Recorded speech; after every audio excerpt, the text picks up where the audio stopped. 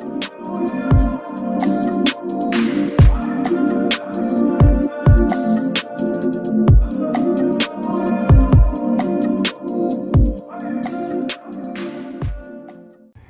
ukuthi ngikubingelele ngiphinde futhi ngikwamukele khona la kuZimi Life. If ufuna ukuhlezi updated ngesizini zala khona la eMzansi, ungasubscribe yona le channel and phinde uclick i-bell for ama notification.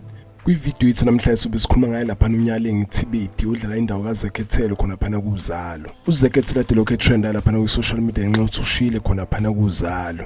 Nakulezi inyanga endlule wayetrend kuthuza uzohamba wagcina engahambanga waphoqa ukuthi be-extend i-contract yakhe. So i-disappoint abantu abaningi ukuhamba kwakhe nalapha uZekhethelo ngoba nozana likaze la report ukuthi uzohamba. Baqhame sebekhipha i-statement nje last week besho ukuthi sobe sigcina ukumbona uzobedlala episode yakhe yokugcina ngazo lapha i-10 kaSeptember. Abalandeli balo lapha Uzalo baphoxekile impela ukuthi uhamba kanjani uZekhethelo ngoba i-character yakhe bisiqala ibankulu nebethandana naye lapha uPastor Gwala. Ukuhamba kwakhe nalapha uZekhethelo confuse abalandeli abaningi boZalo bayibuza hlahle kwenzakalani ngoZalo kuzwa ku-report ukuthi uZekhethelo uzohamba ngayo lapha April kodwa ugcina ehamba i-contract yakhe yakextendwa and futhi abasho ukuthi izoplana lapha uZekhethelo i-contract yakhe. Sibone nje sehamba sebesho ukuthi ngazo lapha i-10 kaSeptember semgcina and lento yikhalisa abantu abaningi ukuthi hlahle kwenzakalani ngoZalo wayehambile babuzile futhi abalandeli ukuthi ubuya nini and Uzalo likaze laphendula kodwa kuyathina sikhona fona soke sikubhetha hlahle ikhiphani kwenzakalani and futhi yini limenza ukuthi ehamba uyazi ke mina ngikhona for wena ngizoke ngubhetha hlahle ikhiphani kwenzakalani ngayo lapha indaba kaZekhethelo.